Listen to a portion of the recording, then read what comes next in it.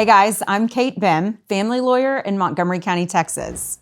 Remember, I'm a lawyer, not your lawyer. This is just for public information purposes.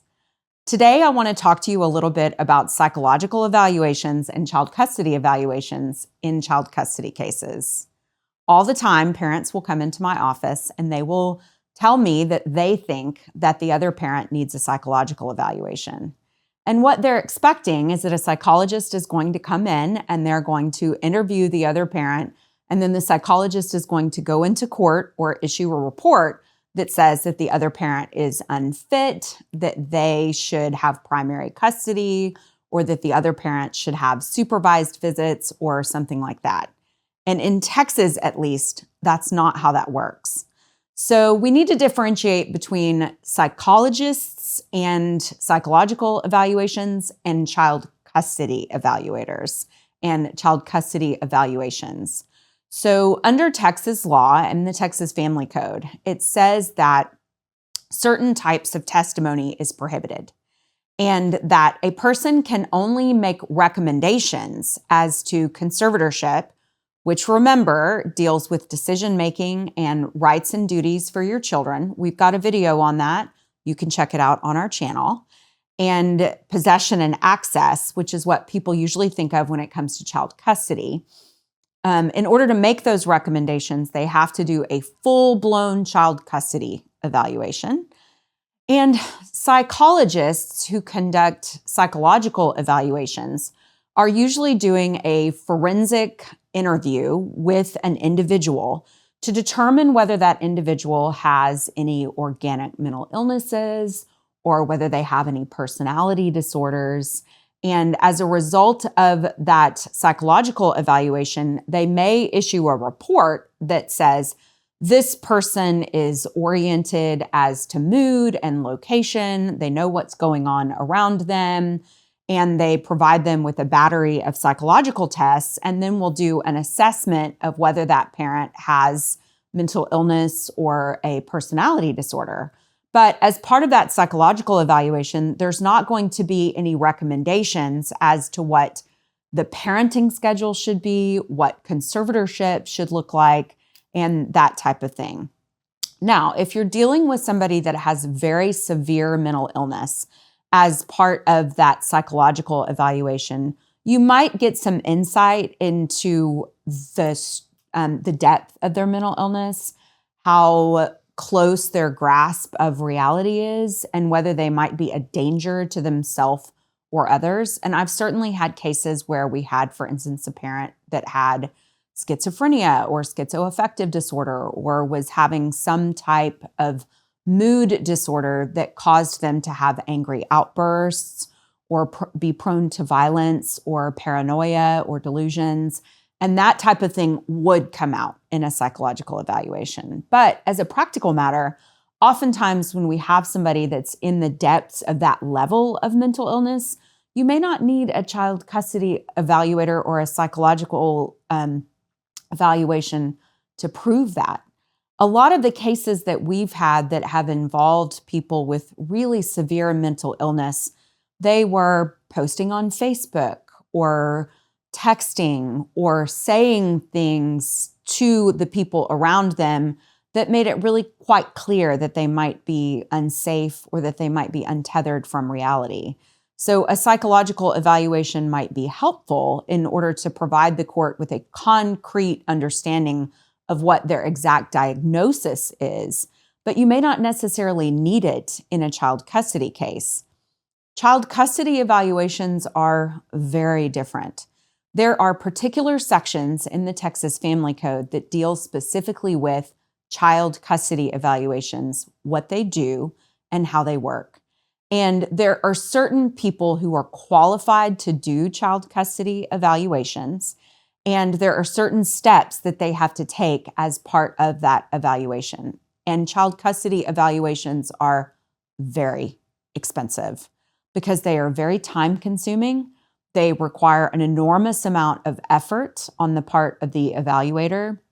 And then after the evaluation is complete, the child custody evaluator has to issue a report, which is often 50, 60 pages long or more. And I'm talking 50, 60 pages of single spaced 12-point font, like they're long, okay? And they will issue a report. And in that report, the child custody evaluator may make recommendations as to conservatorship and possession and access. But I have also had child custody evaluations done at great expense to my client, where at the end of it, the child custody evaluator made some recommendations, but didn't come out and say, this parent needs to have periods of possession on these days of the week for these hours. And that was left up to the court. So you shouldn't expect that as part of your child custody evaluation. What you should expect as part of your child custody evaluation is for you to have to do a forensic psychological evaluation, just like we talked about with the psychological evaluation. Your co-parent is going to have to do that. You may have collateral witnesses who have to do those. I've had a case in the past where a step-parent also had to do that forensic evaluation. Your children will be heavily evaluated and have to go through psychological testing. The evaluator will have numerous meetings with you and with your children. There will be home visits. The child custody evaluator will spend time talking to your collateral witnesses. Collateral witnesses are people that are in your life and in your children's lives that are an important part of their experience growing up. And they're likely people who have watched you and how you interact with your children. They may review your children's medical records. They may review your children's school records. They might talk to teachers, principals, tutors, the Taekwondo instructor. They can talk to all of those people. And so they're very time consuming and they're very costly. I've had child custody evaluations that have cost $10,000 to $15,000. And then I've had child custody evaluations that have cost $75,000 to $100,000. So a lot of times people come in literally like banging their chest, I want a child custody evaluation. And my answer to that is, well, you need to get out your checkbook because it's going to be really, really costly. And the reality is for most people going through child custody cases, that's just not something that they can afford. And that's okay. But I do want you to know this, at least where I practice in Montgomery County, Texas, our judges are pros at listening to witnesses. They do this for a living. And so to some extent, a child custody evaluation is not always necessary because it might be more effective for the judge to hear from the witnesses themselves face to face in testimony rather than have a child custody evaluation done. But there are some cases where I think a child custody evaluation is really helpful. And the ones where I think it is most helpful are when the parents disagree about what's true, where one parent says that one thing is happening and the other parent says that something completely different is happening. And there's a question about whether one of them is not credible or is being untruthful or may have a skewed perspective about not just reality, but about why things are happening the way that they are, why people are engaging in certain types of behavior. And I think one reason why people often ask for child custody evaluations is parental alienation. So parental alienation is this concept where there's an allegation that one parent is engaging in behaviors with the intent to drive the child away from their co-parent. And oftentimes these allegations are made that this behavior is intentional, that it's harmful to the child, and that it's happening in such a way that it's very difficult to prove. So when someone comes into my office and wants to talk to me about parental alienation, I have a few things that go through my head first that I think about. And so first and foremost, it's important to understand that parental alienation is not a diagnosis. It's not a psychological diagnosis. It's something that is a collection of behaviors, and it's a term that's used almost exclusively in our family court system. And when we talk about parental alienation, one thing to remember every single time is that people are perfectly capable of alienating their own children. It doesn't always have to be the other side's fault that your child is pulling away from you. Sometimes that pulling away is developmentally appropriate. We all dream of having close and really bonded relationships with our children all the way through their adulthood. But for some kids, it's developmentally appropriate, especially in their preteen and teen years, for them to start to exercise independent judgment and disagree with the things that you say or disagree with your position. And that may not be someone's fault. It may be that they're developing their own sense of agency and their own opinions about how the world works. And listen, as their parent, you're free to believe that their opinions are wrong. But that level of disagreement can sometimes cause them to pull away from you.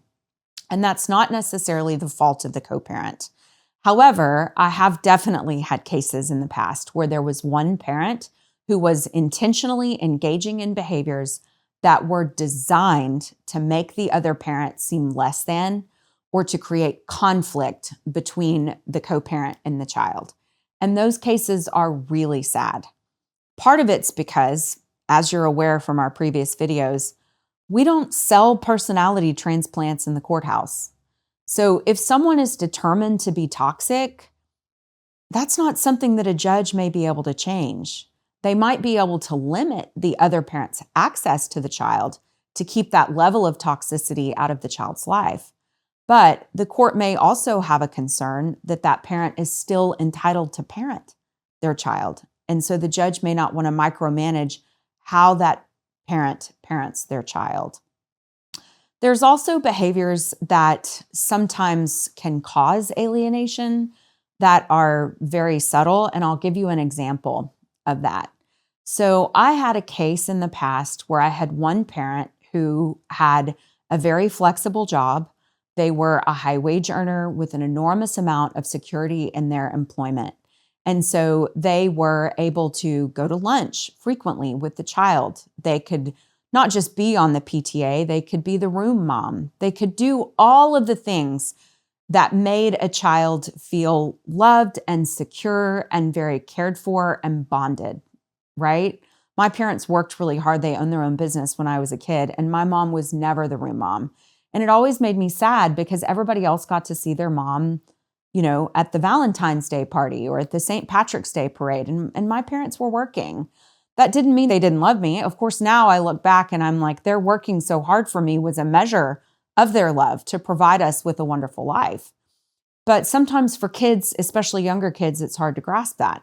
And this particular case, the other parent who had been out of the workforce for an extended period of time, they were a stay-at-home parent prior to their divorce, had to work. They couldn't go to lunch all the time. They couldn't go to the school parties and the school activities that occurred during the workday. And so the child naturally started to feel that one parent was paying them more attention and was able to spend time with them. And so that was an issue that sort of looked like parental alienation. Now, do I think that well-to-do parent with a flexible job was going to see their kid at lunch because they were intentionally trying to harm the relationship with the other child? No, I don't. They could, and so they did, and that's their right as a parent. Do I think that may have caused or exacerbated that child's feeling of abandonment regarding the other parent? Sure, it was a problem. And so what we had to do is we had to come up with some creative solutions for managing how that difference would impact that child's life. But here's how it turned out in child custody litigation. And this is what you have to understand. In order to get a court to understand how that was working and how it was impacting the child's relationship with, I'll say, the, what's the word I want to use? Like the parent who was working all the time, I guess, the workaholic parent, we'll call them, is we had to actually put the child in counseling, get a counselor to recognize this issue through things that the child said, not things that were said by the parent who is feeling alienated, but things that the child said about their own experiences. And then we had to call that counselor as an expert witness to come in and opine about how the different working lifestyles of each parent might have been causing some alienation. And again, that was costly. And it was complex, and it required an enormous amount of work and strategy to get to that point where that testimony could be heard. And so when someone comes into my office and wants to talk about parental alienation and wants a child custody evaluation, I'm in a position as counsel and as the legal advisor where I have to say, look, we're going to have to invest an enormous amount of time and effort into developing the evidence to show that this other parent's behavior is harming your relationship with your child.